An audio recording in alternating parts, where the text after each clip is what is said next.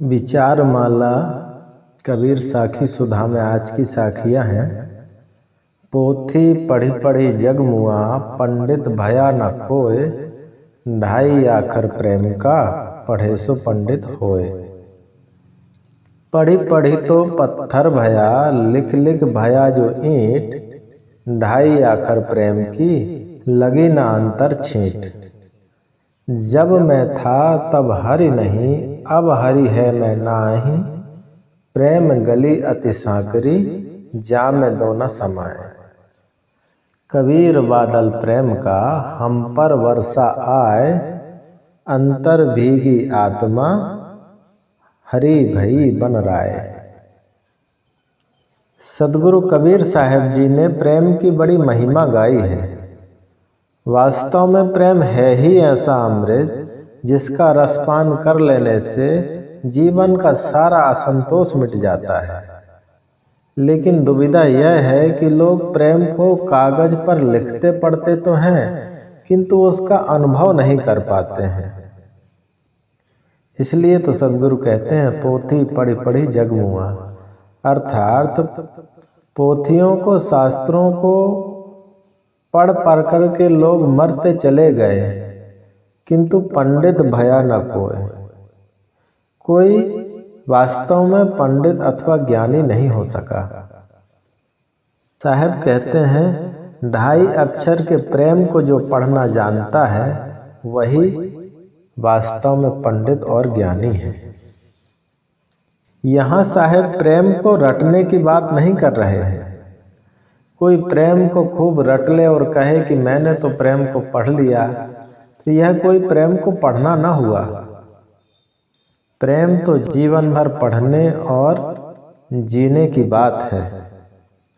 दरअसल जिसे लोग प्रेम कहते हैं, वह प्रेम नहीं है, हमारे मन का मोह है, जिसमें कहीं न कहीं हमारा निहित स्वार्थ छिपा रहता है। मोह और प्रेम में बड़ा अंतर होता है। मोह किसी व्यक्ति, परिवार, समाज, परंपरा अथवा संप्रदाय तक ही सीमित होता है, जबकि प्रेम बहुत विशाल होता है। प्रेम किसी व्यक्ति, परिवार, समाज, परंपरा अथवा संप्रदाय इत्यादि सभी के स्वार्थों से ऊपर उठकर सबको दया, क्षमा, करुणा, प्रेम, समता इत्यादि सद्गुणों तथा मानवीय एकता के भाव से अभिभूत करता है।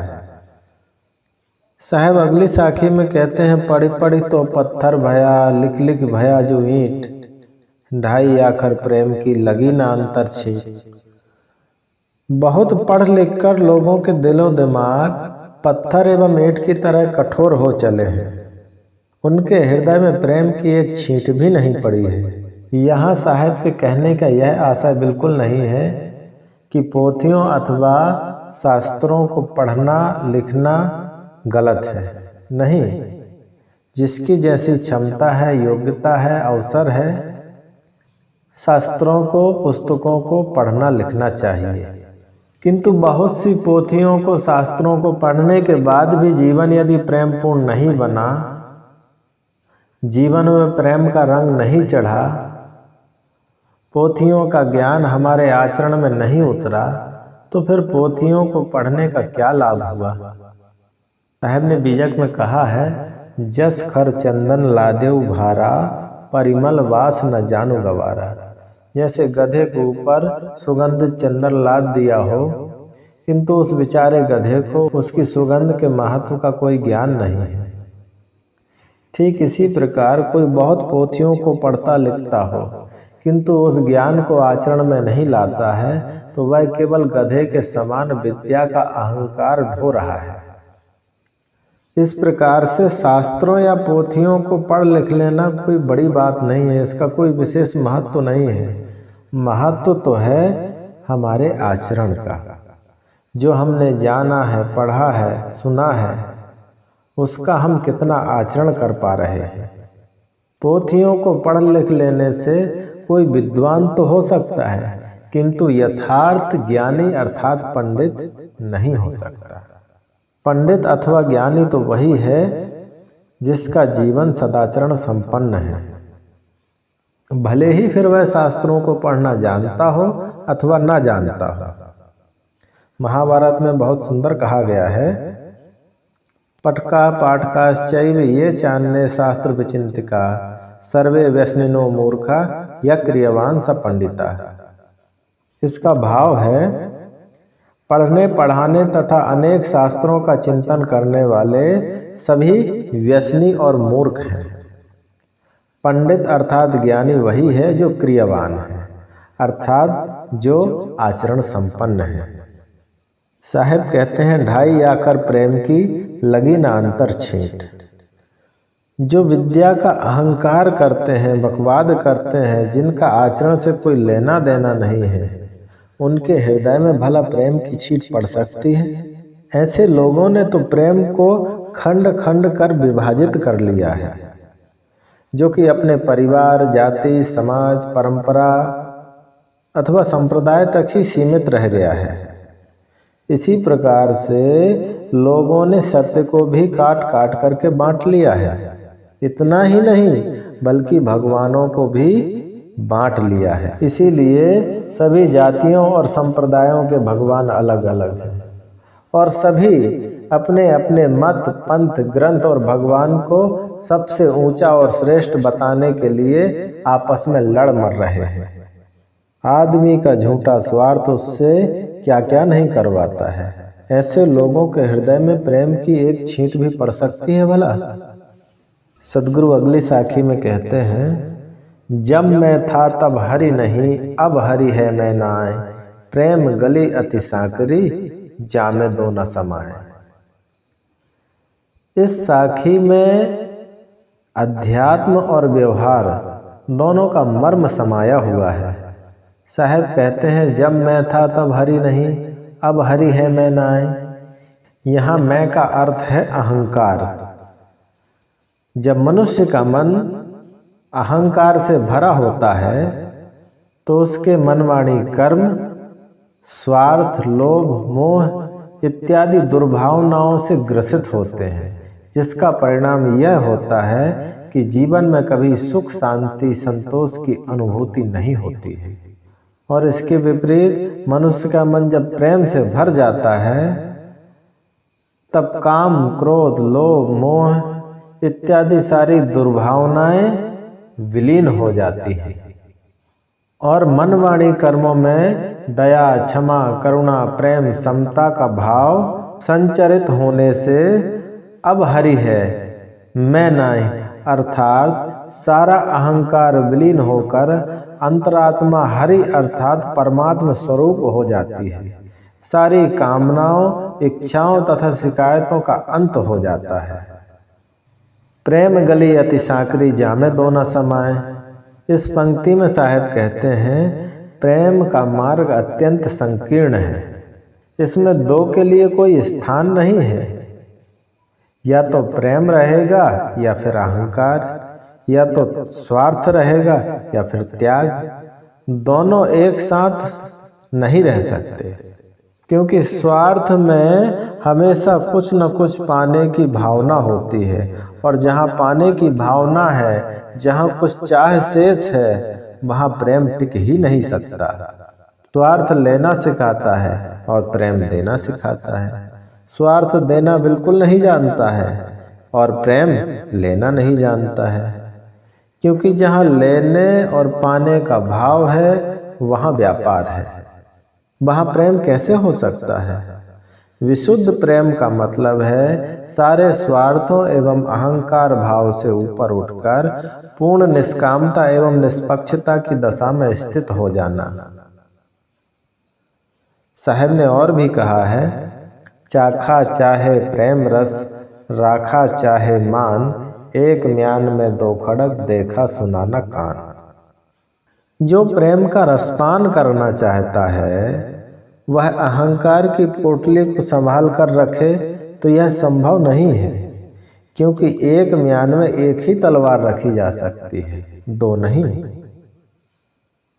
इसी प्रकार से यदि प्रेम का रस चखना है तो अहंकार की पोटली उतारकर फेंक देना होगा। वास्तव में जीवन में जब विशुद्ध प्रेम का उदय होता है तब सबसे पहले स्वार्थ पर प्रहार पड़ता है, क्योंकि स्वार्थ ही प्रेम के मार्ग में सबसे बड़ा रोड़ा है। और मजे की बात यह है, हर आदमी के अंदर स्वार्थ होता है। तो क्या यह समझना चाहिए कि प्रेम का अनुभव कर पाना संभव नहीं है? नहीं, स्वार्थ में अंतर होता है। एक स्वार्थ पशुता का स्वार्थ होता है और दूसरा स्वार्थ मनुष्यता का स्वार्थ होता है। यदि कुत्तों को रोटी दी जाए तो वे लड़ झगड़ करके खाएंगे, और मनुष्य को रोटी दी जाए तो वे आपस में बांट करके खाएंगे। जीवन में स्वार्थ का होना उतना बुरा नहीं है, किंतु वह स्वार्थ मनुष्यता का हो, पशुता का नहीं। सभी को भोजन, वस्त्र, आवास और आवश्यकता पड़ने पर औषधि की जरूरत होती है। केवल ज्ञान की बड़ी बड़ी बातें करने से काम नहीं चल सकता, इसलिए स्वार्थ तो सबको है। ज्ञानी को भी निर्वाह की चीजों की जरूरत तो होती ही है। ऐसा स्वार्थ उचित है, किंतु जहाँ अपने भोग की और दूसरे के अहित करने की कामना होती है, दूसरों को हानि पहुँचे तो पहुँचे, हमारा स्वार्थ सधना चाहिए, ऐसा स्वार्थ निंदनीय है। कहा जाता है कि देवताओं और दैत्यों में परस्पर संघर्ष होता रहता था और भगवान विष्णु को सब पक्षपाती कहते थे कि आप हमेशा देवताओं का पक्ष लेते हैं। एक बार भगवान विष्णु ने देवताओं और दैत्यों दोनों को भोजन के लिए निमंत्रित किया। दोनों आए। पहले दैत्य लोग भोजन करने के लिए बैठे तो भगवान विष्णु ने एक शर्त रखी कि खाते समय कोई अपना हाथ नहीं मोड़ेगा। तो दैत्य लोग भोजन को उछाल उछाल करके खाना आरंभ किए। तो कुछ नाक में जाता, कुछ चेहरे पर पड़ता, कुछ वस्त्रों पर पड़ता, कुछ जमीन में गिर जाता और कभी कभार कुछ मुंह में भी चला जाता। थोड़ी देर में भोजन की सारी सामग्री समाप्त हो गई और दैत्य लोग उठ गए। अब जब देवताओं की बारी आई तो दो पंक्तियों में आमने सामने वह भोजन करने के लिए बैठे और एक दूसरे के मुंह में ग्रास डालकर तृप्ति पूर्वक भोजन पाए। भोजन की सामग्री भी व्यर्थ नहीं गई और सबका पेट भी भर गया। अतएव जब हम दूसरे के हित को ध्यान में रखकर व्यवहार करेंगे तो अपना हित अपने आप हो जाएगा, किंतु इतना सोचता कौन है? क्षणिक स्वार्थों में पड़कर हम अपनी हानि स्वयं करते हैं और प्रेम के रस से वंचित ही रह जाते हैं। सदगुरु कबीर अगली साखी में कहते हैं, कबीर बादल प्रेम का हम पर वर्षा आए, अंतर भीगी आत्मा हरि भई बन राय। इस साखी में सदगुरु प्रेम की पराकाष्ठा का चित्रण करते हुए कहते हैं, कबीर बादल प्रेम का हम पर बरसाए, जिसके मन वाणी कर्म सब प्रेममय हो जाते हैं, मानो उसके ऊपर प्रेम रूपी बादल संतोष, समरसता, शांति एवं आनंद की वर्षा कर रहे हो। वास्तव में जब कोई प्रेम को जीने लग जाता है, उसका जीवन सारे क्लेशों से मुक्त हो जाता है, क्योंकि प्रेम जीवन जीने की एक कला है, जीवन रसायन है, अमृत है, जो मनुष्य को इंसान से देवता बना देता है। जब विशुद्ध प्रेम उदित होता है तो मेरा तेरा, ऊंच नीच, राग द्वेष, बैर विरोध सारी दुर्भावनाएं धुल जाती हैं, मन निर्मल एवं हृदय पवित्र हो जाता है। साहब कहते हैं, अंतर भीगी आत्मा हरि भई बन रहा है। जैसे बारिश के बाद वातावरण स्वच्छ दिखाई पड़ता है और पेड़ पौधे तथा वनस्पतियां सब हरी भरी एवं मनोरम प्रतीत होती हैं, इसी प्रकार जब विशुद्ध प्रेम का उदय होता है तो अंतरात्मा गहरी शांति के रस से सराबोर हो जाती है और हमारे आसपास का वातावरण सब प्रेममय होने से परिवार तथा समाज सब जगह प्रेम का संचरण होता है। फिर किसी से कोई शिकायत या कामना शेष नहीं रह जाती। पूर्ण संतोष एवं पूर्ण तृप्ति का भाव हृदय में होता है। यही जीवन का सच्चा आनंद है। आइए हम सब भी अपने जीवन में विशुद्ध प्रेम का उद्घाटन कर जीवन के सच्चे आनंद को प्राप्त करें। इन्हीं शुभकामनाओं के साथ अपनी वाणी को यहीं विराम देता हूँ।